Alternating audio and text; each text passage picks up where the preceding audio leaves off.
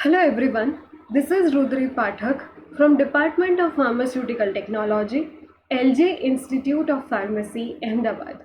Today, we will be continuing with our second lecture on Regulatory Affairs, Industrial Pharmacy, B.Pharm Semester 7 according to new PCI syllabus. I would like to request you all again to kindly subscribe our YouTube channel Pharma Ignite so that you do not miss out anything important which is going on in the campus. So let's begin with our lecture. So in our last lecture, we talked about what is the role of regulatory affairs in a pharmaceutical industry or any food industry, and what are the different types of regulatory affairs across the world, and what is the key function or role it is actually playing in approving or rejecting a particular API. In general, we discussed about its roles and its responsibility. In today's lecture, we are going to talk about what is the role of regulatory affairs in drug approval process in general in India, and what are the other regulatory bodies across the globe. So, uh, if we talk about the drug approval process in general, it can be divided into three basic steps. That is preclinical studies phase, then clinical studies phase, and marketing phase, and the post-marketing surveillance. In preclinical studies phase or non-clinical studies phase, the particular API is basically tested on animals and it is checked for its safety and efficacy. In the clinical studies phase, the same molecule is tested on healthy human volunteers and diseased volunteers and checked for the safety and efficacy accordingly. Then it moves to the marketing phase by approval from the regulatory body, and then it goes to the patients or for the consumption. So this is in general, this is the overview what happens to the drug before it enters to the market. Now, if we look at the example of the current COVID situation or the current pandemic situation, it is needed or it is the high demand that we talk about the new chemical entities or vaccines to control the overall pandemic situation. So if we look at the scientist perspective, how actually a particular formulation comes to the market, then initially the virus or the organism which is causing the disease, it is tested, as you can see from the diagrammatic representation, and based on that various molecules are actually studied whether they can act on the virus which is causing XYZ changes in patient's body after it enters the bloodstream. Now that is known as early drug discovery.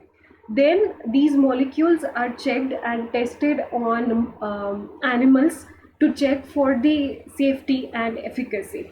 Out of these, the molecules then passes through the human clinical studies phase where they are checked for safety, efficacy, and any kind of adverse drug reactions.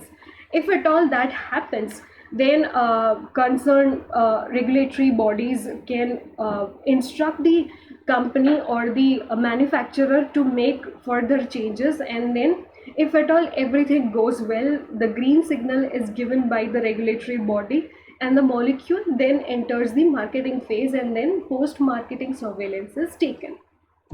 Now, let's have a look at the worldwide regulatory organizations which are providing these green signals. I would like to comment one thing, that this particular table is extremely important for your GPAT examination and even NIPER entrance examination. So kindly remember this table. This includes the name of the countries along with the regulatory agencies which this particular country is having. Say for example, if we are talking about India, it is CDSCO, then US, it will be US FDA and so on.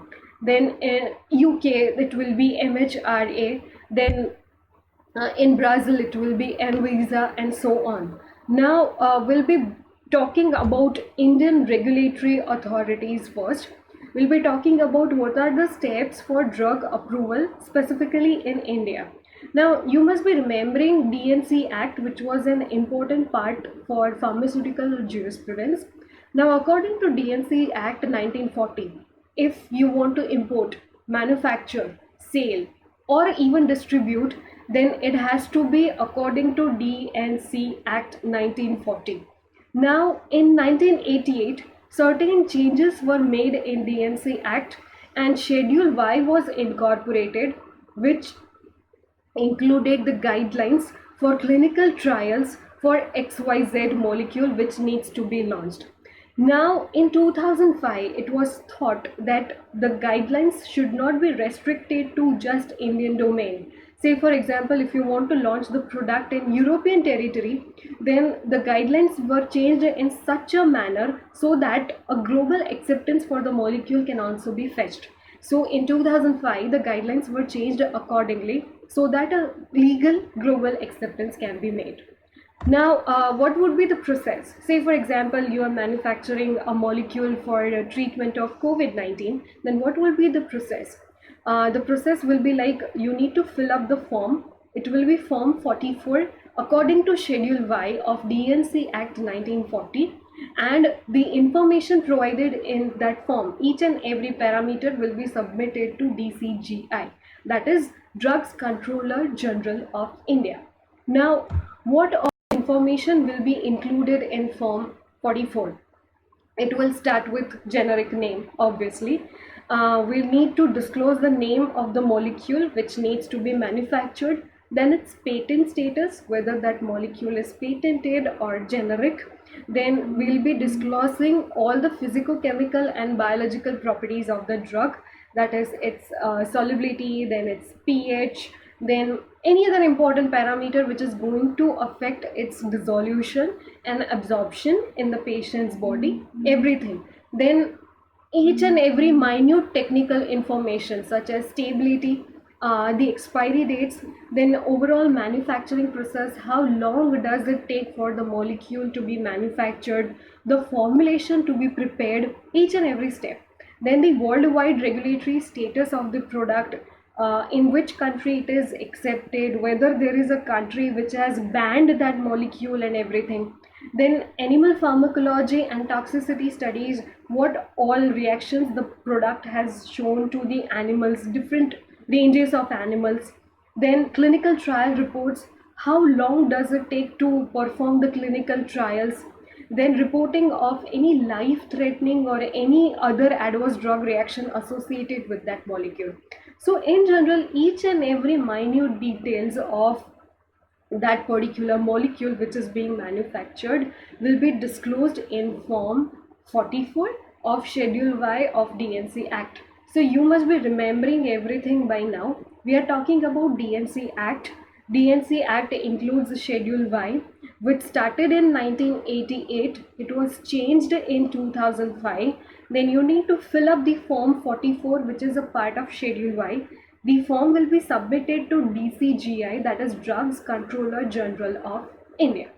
Okay, so in short, that what are the different time ranges that the molecule is facing before it reaches the Schedule Y and Form 44.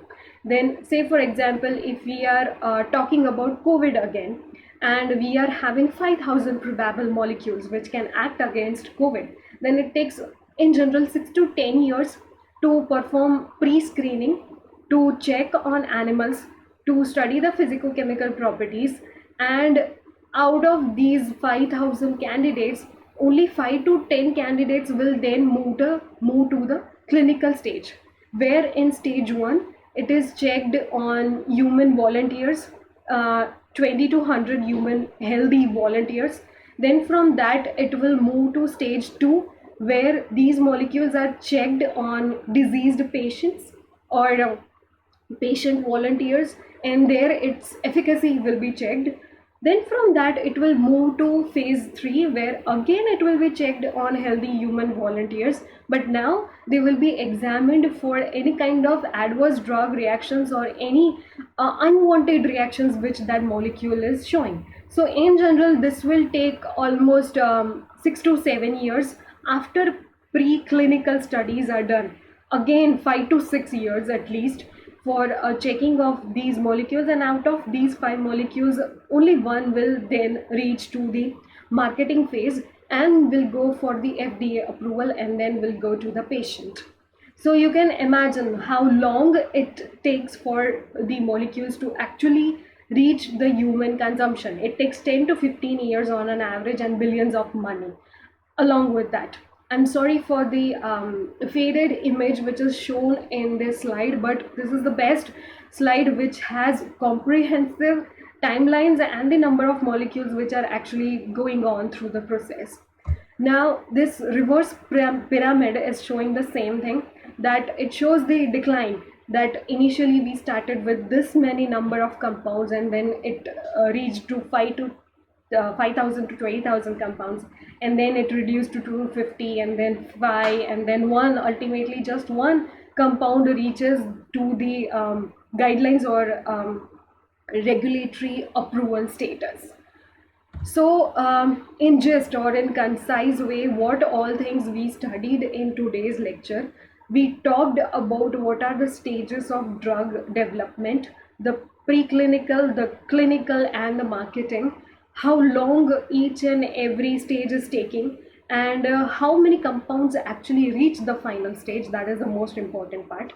Then we talked about what are the various regulatory bodies worldwide. We talked about the Indian regulatory process, and what are the forms and what are the schedules which are actually governing the Indian regulatory approval status. Then we talked about the submission process. We talked about what are the parts of form 44 and what all things needs to be disclosed in form 44, and after scrutinizing each and everything at micro level, they are going to grant or reject the application, and then the every other thing will take the picture. So that's all for today's session. We talked about drug approval process and regulatory bodies in drug approval process. The reference for this particular lecture comes from Wikipedia, drug regulatory process. And if you want to know anything else, you can actually come to us. There is one more thing. We are going to conduct the online lectures for the same topic from next week onwards, that is 22nd of June, Monday onwards. But till that time duration, I would like you to refer to this particular video so that you come prepared, and it will be like easier and smoother for you. But till that time duration, stay home, stay safe.